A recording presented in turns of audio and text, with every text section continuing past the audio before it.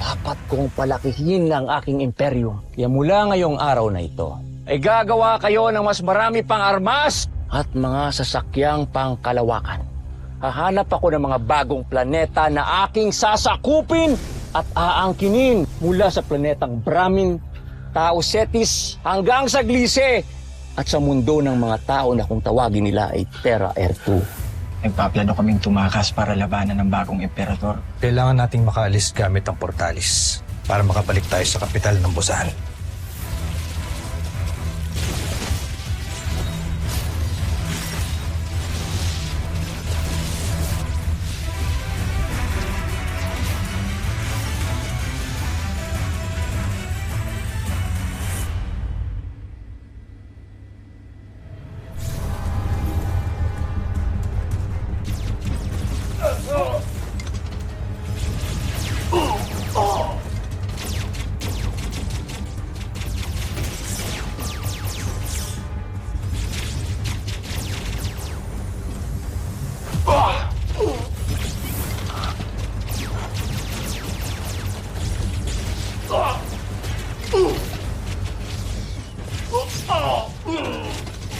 Protektahan ang pangalawang pangkat!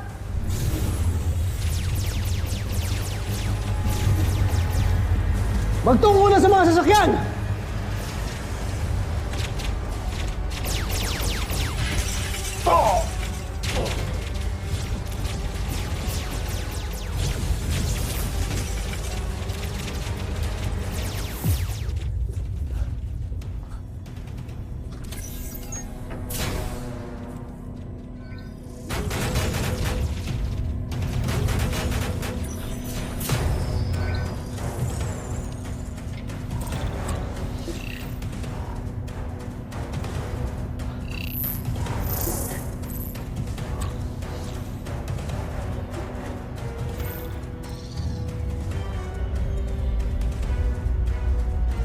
Maganda sa paglayag!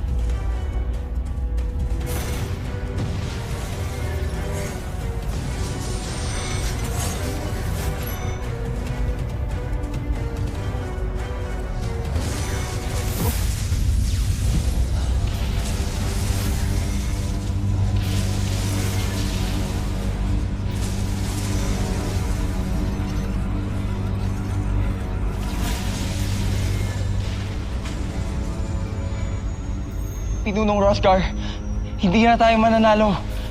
Kailangan mo na kaming iwan. Hindi, Magus. Magkasama tayong tatakas. Pakinig ka. Ikaw ang pag-asa ng himagsikang ito. Hindi ka pwedeng mamatay, kaya iwan mo na kami!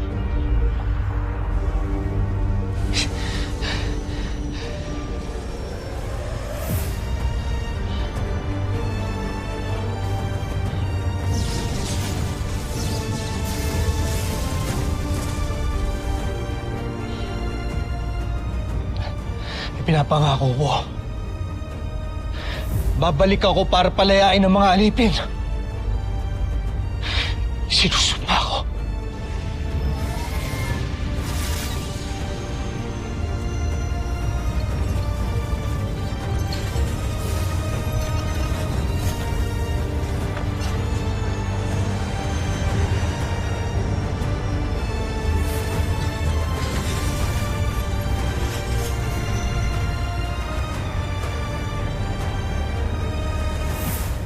Ano ang balita, Baron Samder? Sumuko na ang mga alipin na nag-aklas kamahalan. At si Rotgar? Sa kasamaang palad ay siya'y nakatakas. Huwag kayong mag-alala, hindi rin siya magtatagal at mamamatay siya sa kalawakan. Maaari nga siyang mamatay sa kalawakan. Ngunit maaari rin siyang mabuhay.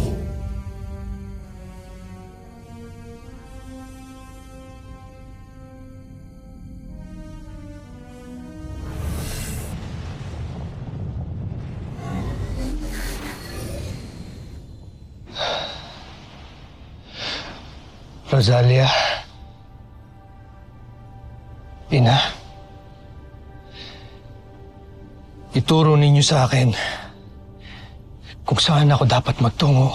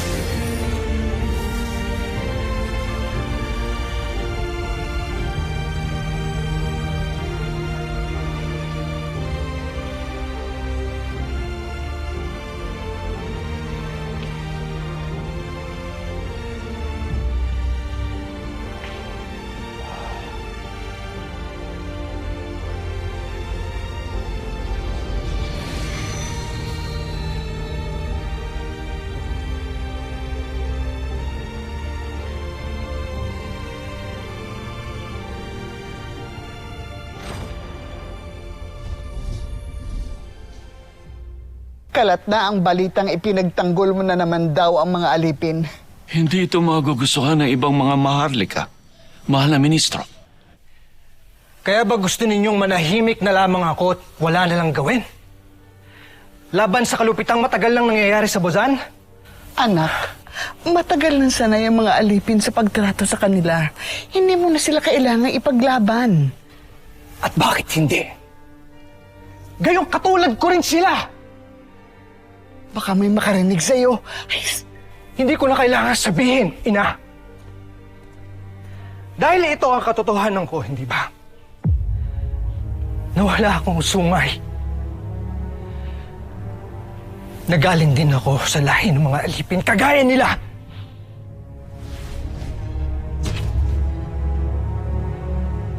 ibalik mo yan. Isuot mo yan uli bago pa may makakita. Pagod na akong magpanggap, ina. Isipin mo kami, ministro. Kapag nalaman nila na huwad yung mga sungay mo, malalaman din nila na itinago namin ng totoo. Tiyak na parurusahan kami. Kaya isuot niyo uli yan.